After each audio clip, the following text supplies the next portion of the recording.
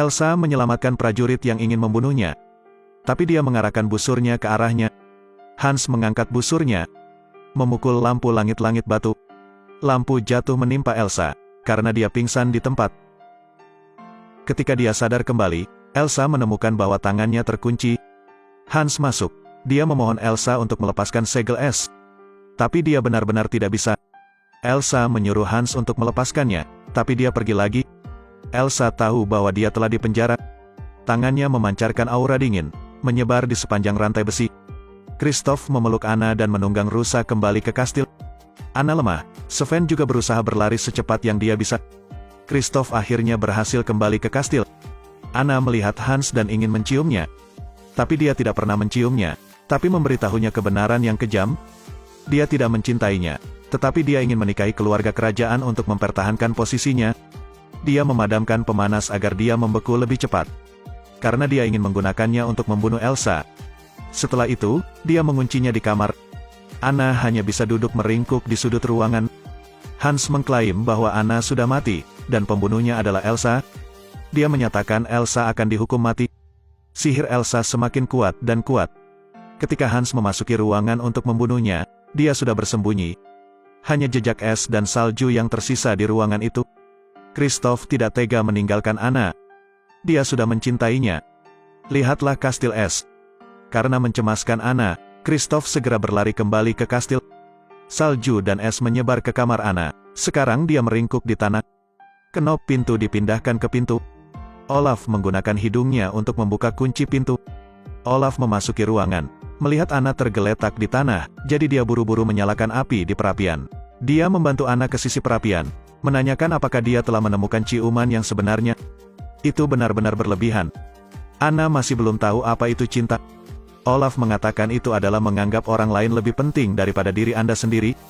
Olaf merasa bahwa Kristoff seperti itu adalah cinta sejati. Benar-benar berbakat. Bagi Anna, meski meleleh sendiri, ia tetap harus mengucapkan beberapa kata manis. Beberapa orang pantas saya lelehkan. Pantas saja Anna sangat menyukai Olaf. Karena Olaf sangat pintar. Jendela ditiup terbuka, dan angin bertiup kencang ke dalam ruangan. Olaf menghibur Anna. Jangan khawatir, biarkan aku. Dia menutup jendela. Tapi dia melihat Kristoff kembali. Anna tahu Kristoff akan datang untuknya. Jadi dia dengan senang hati berdiri. Dia ingin menyambut ciuman lembutnya. Saat mereka pergi, koridor memuntahkan sebatang es yang menghalangi jalan mereka. Tidak ada jalan kembali. Hanya jendela depan yang tersisa. Olaf mendobrak jendela hingga terbuka. Kedua pemain ski itu keluar dan memasuki es dan salju yang luas. Saat ini Elsa tersesat dalam badai salju. Dia tidak bisa melihat arah lagi. Kristoff berlari melintasi danau, menuju badai salju. Anna pun pergi ke permukaan danau yang membeku. Dia memanggil namanya dan melangkah maju. Olaf sengsara, tubuhnya tertiup angin. Tapi tetap menyemangati Anna.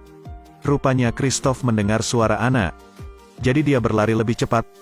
Anna tidak akan bisa menahannya lagi. Tubuh mulai membeku. Kristoff adalah satu-satunya harapannya.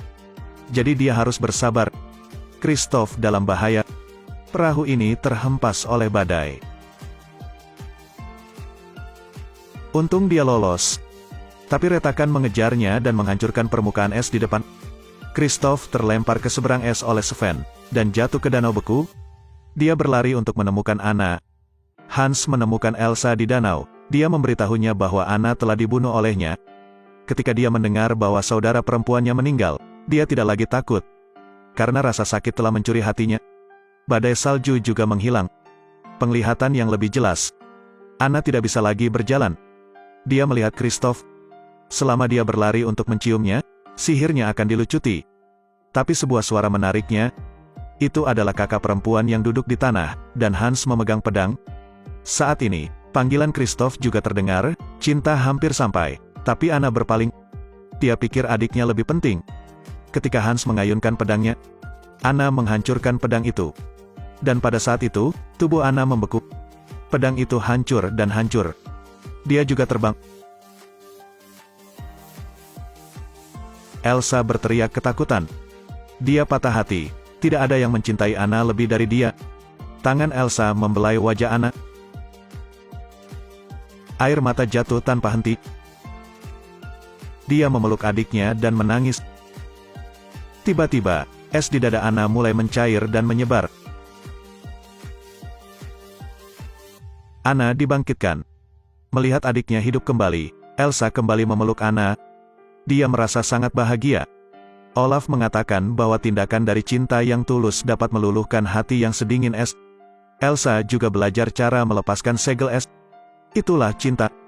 Elsa melambaikan tangannya, es mencair.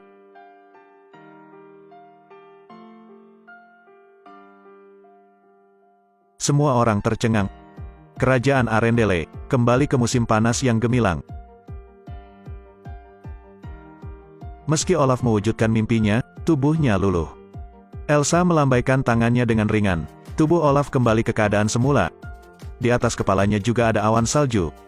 Saat bertemu pangeran ini lagi, Anna memukulnya dan jatuh ke danau.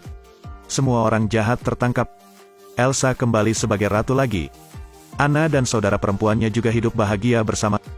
3 tahun kemudian, Elsa mendengar suara ibunya yang sudah meninggal lagi.